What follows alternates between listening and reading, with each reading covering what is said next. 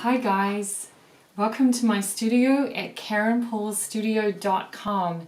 So it's a happy day in the studio today because I get to talk about one of my favorite colors, and that is the color green. As you can see, I'm wearing a green shirt, and so I'm just going to show you here. This is a tube of green paint, and it seems like pretty much with every tube of green that you can use it every color that the manufacturers make available, with the exception of maybe a couple. If you try to squeeze that color out and use it just raw out of the tube, greens give people a lot of trouble because they tend to be very saturated. That means very, very bright, but almost too overpowering to look like a natural green. So that brings us to the next little challenge, and that is, how do you mix a really good natural green? So I think the answer to that is it can be both very annoying, but at the same time a wonderful challenge, because it gives you the opportunity to get a lot of experience. It's almost like you're forced to learn how to mix color, but once you get into it, it's just so much fun. So I go over a few of my favorite mixes. I talk about some shortcuts to kind of get you, jumping in the water of color mixing. And so hopefully you can try those on your own and see what you come up with.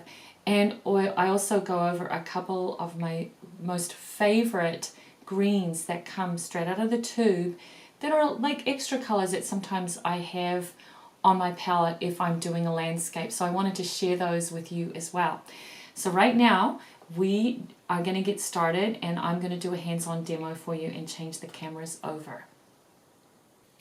First off, I want to show you a couple of my favorite greens that you can use straight out of the tube. You don't necessarily have to mix them, and that's because they have some very unusual properties. And one of those is called Cascade Green, and I'm going to show you what that looks like. This is a Daniel Smith color. These are extra colors that I have on my palette that I will just use only when, say, I'm doing a landscape, or maybe, I want to put some beautiful foliage around a flower. These can be really useful, but they're not part of the basic palette. So this one is the Cascade Green, kind of a bluish green. I'm going to paint this out with some water. And what's so nice about this color is that as it begins to dry, you'll see two different shades of green beginning to emerge. It also granulates, and granulates when granulation is when you see sort of like a sediment as the paint begins to dry that appears, and it just creates such a beautiful organic texture. And that's what makes this paint particularly interesting.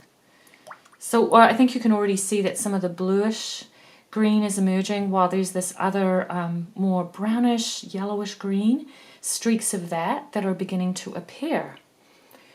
So there's also another one that is very similar as far as its granulating properties, and it's called Green Apartheid Genuine. And this is another one of Daniel Smith's beautiful colors. And I'm just going to grab some of this from the tube here, because I really want you to see. This looks like it's sort of an olive green. And as this one dries, you'll see more of a yellowish green, and then some kind of streaks of almost like a dark brownish green that begin to emerge. So I'm going to go ahead and put these two colors aside, and we'll take a little peek at those after they have dried. So here are those two colors after they've dried. This is the Cascade Green by Daniel Smith, and I just love the way that some of the pigment is begin to granulate and create all the sediment, and we can see that the color really does separate. You've got more of a bluish green. It's almost turquoise with a little bit of these flecks of olive green. A lot of texture. And over here where the paint was much thicker, it didn't separate quite as much, and you get sort of this forest green. So there's almost like three different shades of green in the Cascade Green. I also really like the Green Apartheid Genuine, and this is more of a yellowish green, and it also has some brownish flecks in here that are beginning to separate out, and a lot of granulation and sediment. So very useful colors for using in landscape, if you just want to grab something to give you some more texture and put some additional color in there. So I thought we'd have some real fun here mixing greens, and I want to show you some of my green color recipes that I think will be really helpful to jumpstart you in dealing with green pigment straight out of the tube. One of the colors that I use a lot of, and this is actually on the basic palette list that I have, that is sap green. And I'm going to show you what sap green looks like. Okay, so it is a beautiful, bright, lush green. But it tends to be very saturated in color, and so not every green that you see in nature is going to look exactly like that. So one way to change it up is by adding in some burnt sienna. Burnt sienna is this beautiful reddish brown that we use a lot for color mixing. It looks a lot like this. Okay, and I'm just going to go and influence the burnt sienna here. And can you see how it begins to kind of dull it a little bit, but it really makes the color look very rich. Part of that is because red is the complement of green, and even though this is brown, it has a lot of red pigment in it. So whenever you mix two complements, and when you say mixing them, just a small amount, say, of red into green, you're actually going to create a color that is not quite as bright, a little bit duller, but also much more interesting and rich. And so you can see this beautiful color that's appearing right here in the middle.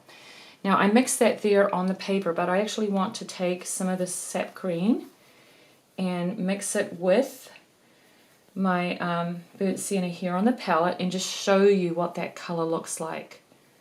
So that is a gorgeous green, and not quite so bright as it was before. And if I add even more of the burnt sienna to it, I'm going to start getting this beautiful deep olive green right in there. So that's just a great alternative for mixing.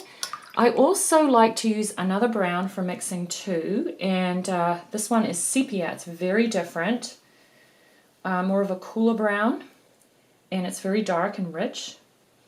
So I want to show you what that one looks like. So that's sap green with some of the sepia mixed in with it.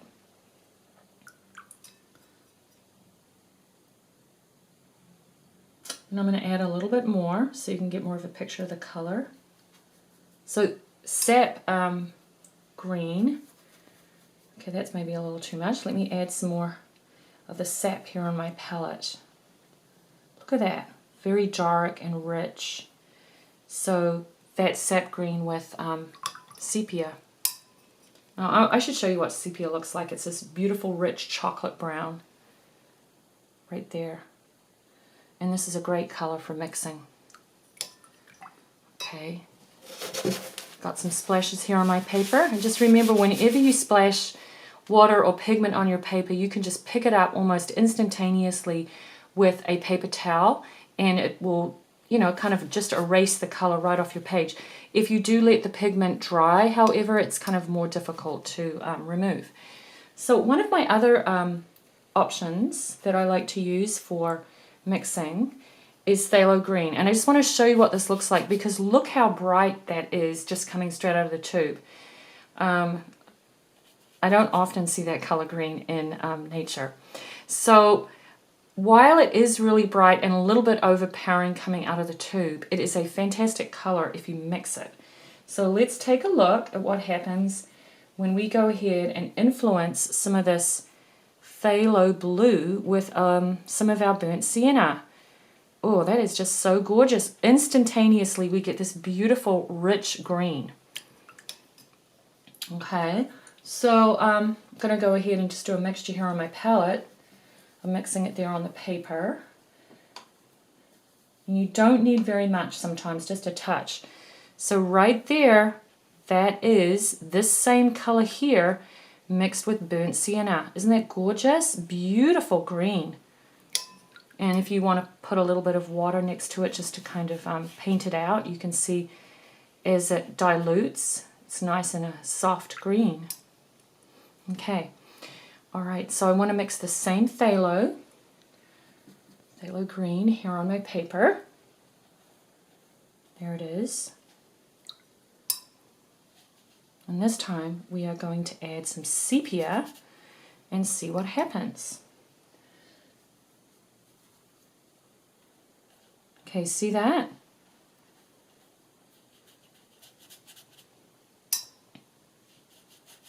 And as we add some water and just paint it out, you can get these beautiful, subtle, mossy greens. So those are two of my most favorite greens that I like to use for mixing just with brown. You can also try, and one other brown that works really nice is yellow ochre. Yellow ochre looks like this. Okay. And I want to show you what that looks like when you mix that with sap.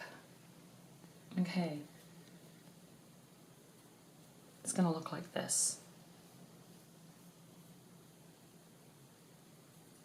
And if you take yellow ochre and you mix that with your phthalo, you're going to get a nice bright green. That one there. So that gives you a few options. And the basic rule of thumb is take any of your green tube colors and go ahead and mix them with the browns on your palette. And the ones that I use the most are burnt sienna, sepia, and yellow ochre. Just have some fun playing around and see what you come up with.